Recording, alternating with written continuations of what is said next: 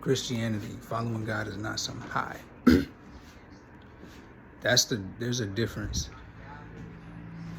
for those. He's not like the thing that you try to get over get a feeling in, a quick high, a quick something that'll take away whatever pain you got going on. Rather, because I can tell you from my experience of searching, trying to do whatever it is to get a feeling to give me a temporary peace or happiness or whatever. The difference with that and with God that eventually I came to like understand is that it's not just something that go away. Like that's the thing you don't got to worry about. You don't got to be fearful. Like I had walls up, man. I wouldn't let people in. Emotions, whatever was weighing on my mind, whatever was weighing on me heavy. A big thing for me, like, I mean, different, all kind of stuff, like just home stuff, people who passed away that was close to me. You know what I mean? My grandma at the time, that was a big one. I was young, you know what I mean? And then that happened, and you know, my dad, I have a dad that's been in my life since I was a baby, but my biological father, whatever, he passed away before I was born. Never got to meet him. He was shot and killed. Little stuff like that, like, you know, I was holding it in, and it very few people I would let get inside, and because it was vulnerable, So like I didn't want to really let anybody in. It just wasn't really that comfortable. God eventually worked his way in, but he didn't force himself. I had to let it in. But it's like you don't have to worry about him letting you down. Certain people you let in, and then that was my thing. Like, let you in, then eventually the relationship don't work out. Now you gone, and it's like, do I really want to go there? And so he was like, eventually, like, look, I'll come in and give you the peace you're looking for, like the real joy you're looking for in your life, but you got to let me in. I'm not going to force my way. You got to let me in. And he's not just some quick high where you have to keep going, like you have to keep doing the thing. Like if it's smoking, most people do that stuff because, yeah, it kind of feel good, but it goes away. It's not fulfilling. It still leaves a void. Like, for me, when I was going and doing certain things, whatever it was, if it was partying, if it was drinking or smoking or hanging out with a certain group of people who I wanted to fit in around, when I left that, it was like I felt, it was still this void, like it was still an emptiness there. And so most people do that stuff to just cope with life and just keep them going. That's why they do most of this stuff every day. And they got to. They can't live without some of the stuff that they're doing, and they know it's not helping them. They know it's not, but it's just what it helps them. And I don't blame them. I understand. Even the Bible talked about that. Like, people drink because it helps them with their sorrows. It's not really getting rid of the problem, but they do it to cope. So it's understandable. I was there, in that place where I guess for me, I was just looking for somewhere to fit in. I was searching. Everybody's searching. Like I said, everybody is searching for truth, and they're searching for peace, purpose, for like, what is the meaning of life? Why am I here? What do I need to be doing something? Everybody's got this tug on their heart, but they don't know what for. They can't really put their finger on it. They hear all these voices. And I understand that it's voices everywhere. You like, what do I believe? Like, that's why they call it the information age.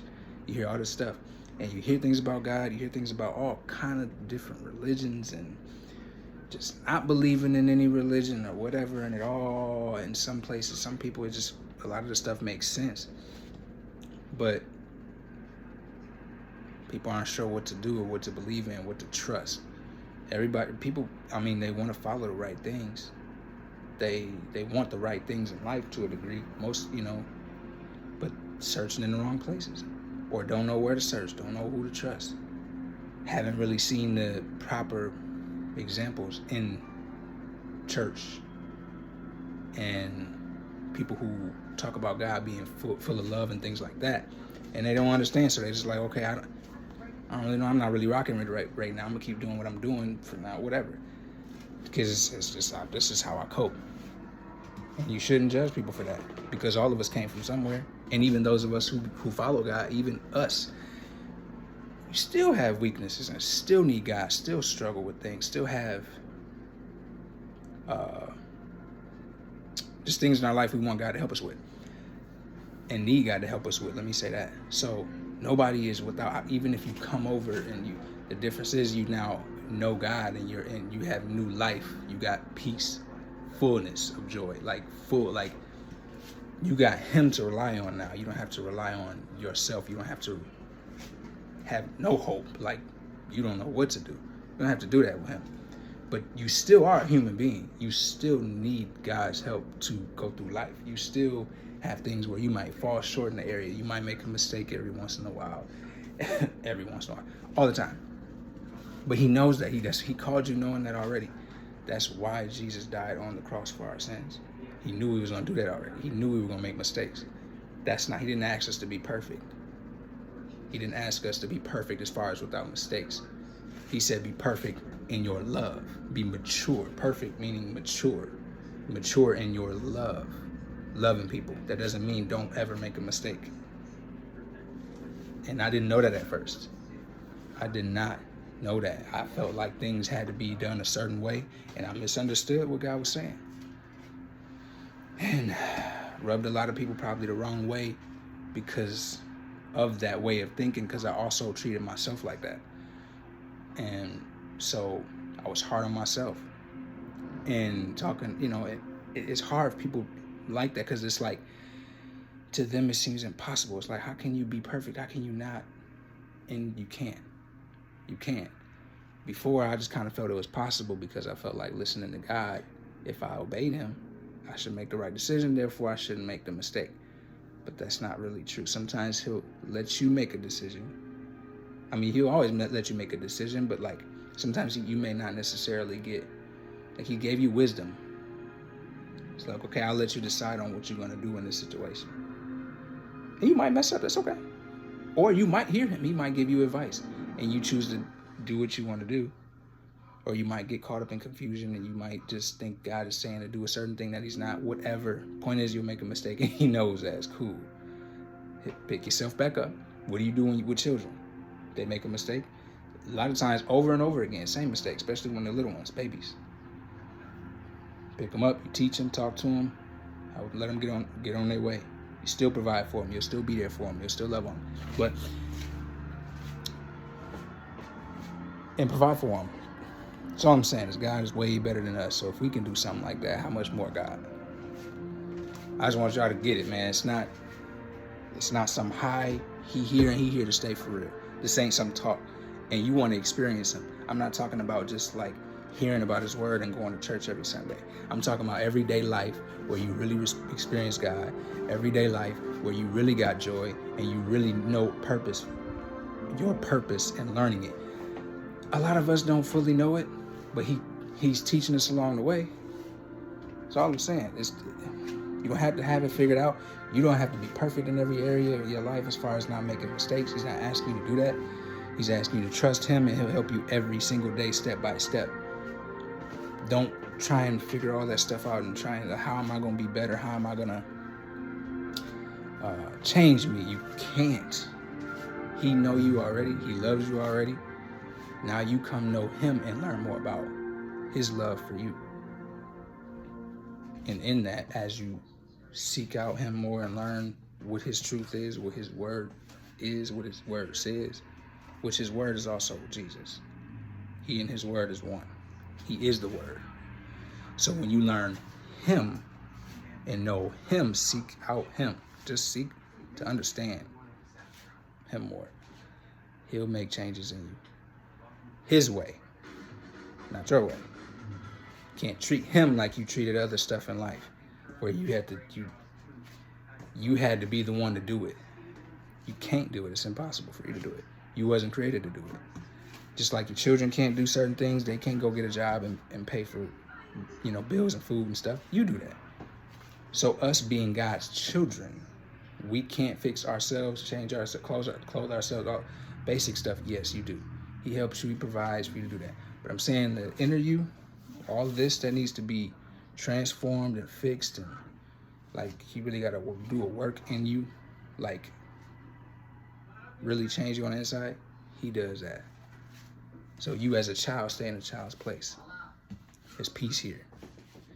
But again, he wants you to experience his power, his love, meaning not just some basic talk, not just some basic thing, like I said, where you just sit in a place, hear about what God's word says, and it's just boring, whatever, do's and don'ts.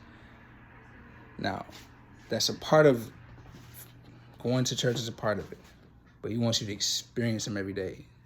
New life. Everything you do, it prospers. Everything you touch, every part of your life now is light. It's light. It's clear. You got a peaceful mind. You help everybody that surrounds you. You bring addition or multiplication when you come in a room, not subtraction. You add to, because he is in you now, so you free. That means the inside of you, you really feel free. Like, whew, that weight is off. That's what he wants you to experience. No more being held down by bondage. No more being controlled by anything else. And in everything that's going on in life, you know, I'm going to win. I'm always going to win. I never lose. Every situation, I'm always going to win. Because that he already worked it out. Anything the devil trying to throw my way, he's going to try things. That's just what he do. But the God in you comes and either stops all of that as a whole, or uses it and adds to something even better. Now he adding to, okay, since you did that, devil, I'm going to use that for their good even more. Now they got even more coming their way because you tried them. And I'm God. Nobody can defeat me. Nobody is equal to God. Nobody's a match for him. It's just not happening. He's our Father. He got us. He's here. All is well, I'm telling you. So, come on in, y'all. Come on in. Ask the question, okay, God, if you're real, I want to experience you. And I want to know the truth. Be up front. You can be real with God. So what do you want anyway? What's the truth? It's only one. He is the way and the truth and the life. Jesus is. It's only one truth. There's no my truth, your truth. Truth is truth. It's truth.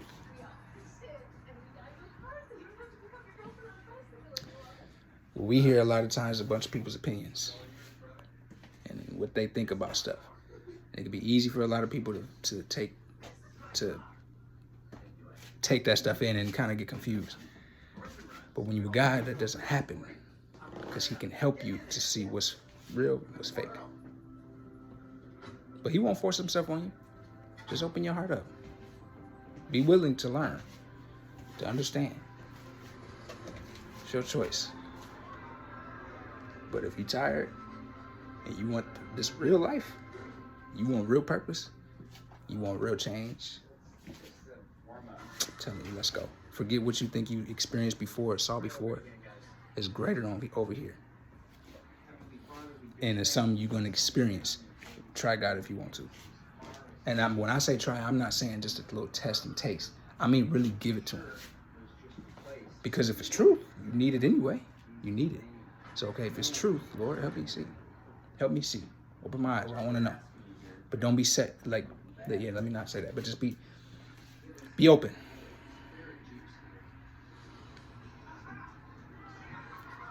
Yeah. It's real. Great things about to happen. It's been happening. Let's go. And those of us, I'll hold that for another video. Bless y'all. See ya.